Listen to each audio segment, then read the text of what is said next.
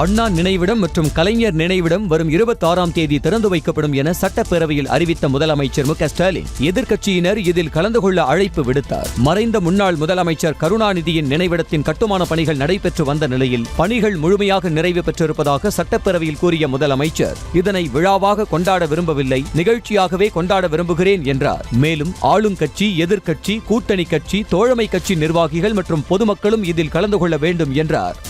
வருகிற 26ஆம் தேதி மாலை 7 மணிக்கு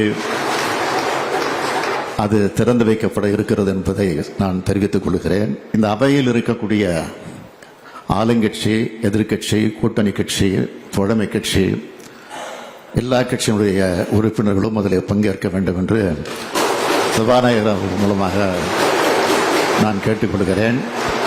தமிழ்நாட்டு மக்களுக்கும் உங்கள் மூலமாக அழைப்பு விடுத்து இதை நான் தெரிவித்துக் கொள்கிறேன். செய்திகளை உடனுக்குடனும் துல்லியமாகவும் தெரிந்து கொள்ள சப்ஸ்கிரைப் பண்ணுங்க.